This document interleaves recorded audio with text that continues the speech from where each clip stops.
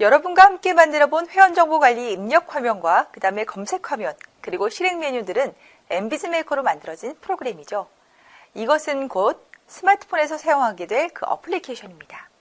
그러면 실제로 스마트폰으로 사용을 하려면 우리가 만든 QPM이라던가 QMU 파일을 스마트폰에 맞게 변환을 시켜야 되겠죠. 복잡한 과정을 거치거나 별도의 코딩, 인코딩 필요 없이 앱으로 만드는 것까지 모든 게 자동화되어 있습니다. 어떻게 진행되는지 화면을 보며 설명해 보도록 하겠습니다. 저작도구 화면의 상단 메뉴에서 배포 메뉴를 선택해 줍니다.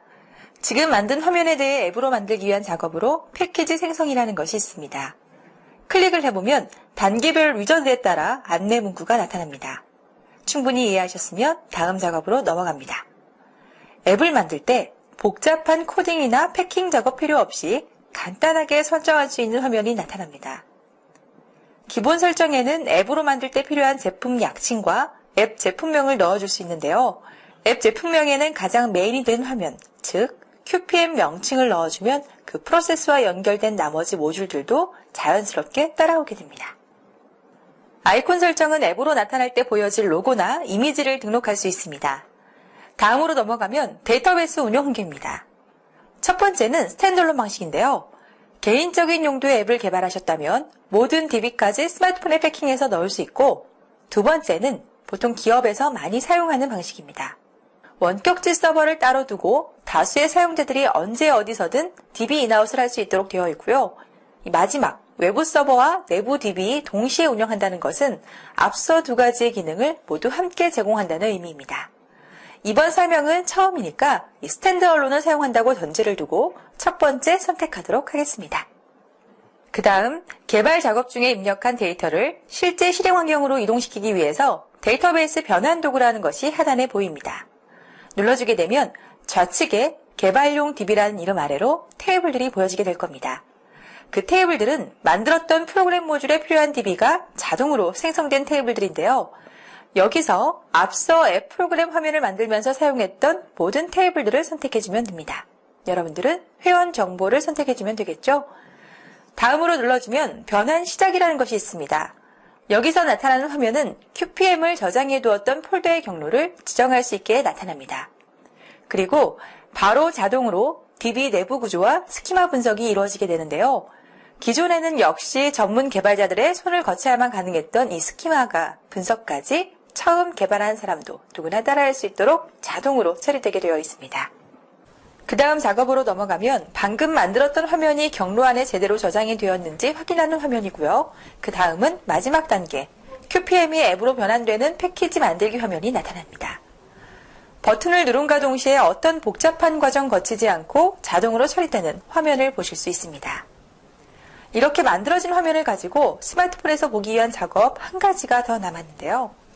여러분들이 이 앱을 사용할 때에는 혼자서 사용하는 경우도 있고 또 여럿이서 동시에 다운로드 받아 사용하고 싶은 경우도 생기겠죠.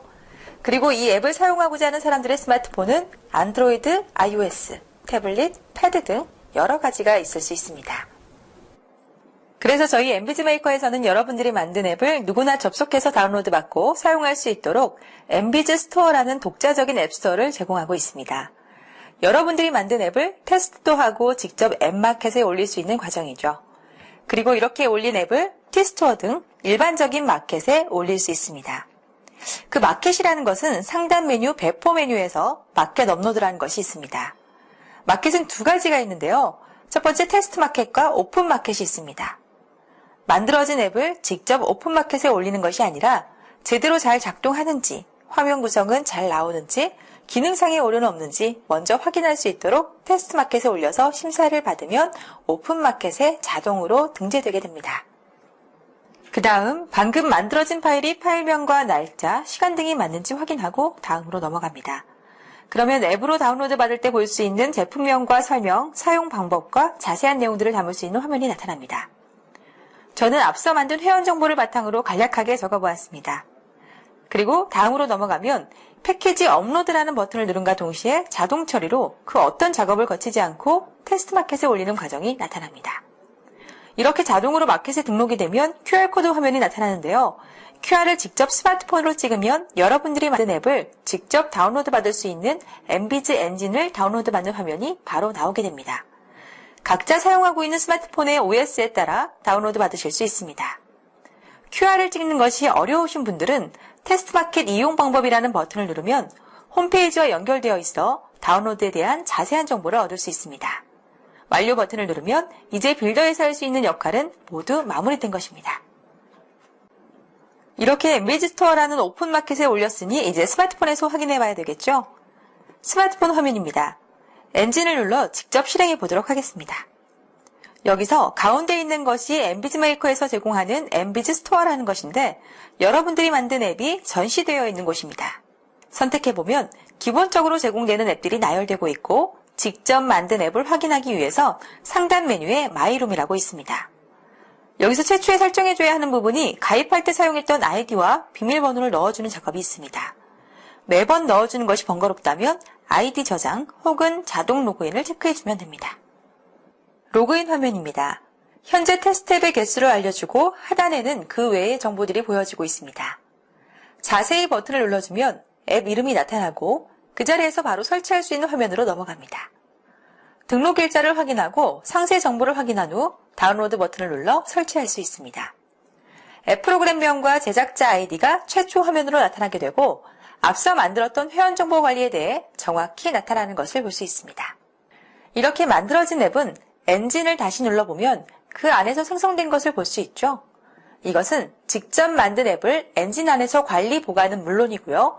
엠비즈 메이커로만 만들어진 앱만 따로 관리할 수 있기 때문에 사용에 더욱 편리함을 더해줍니다.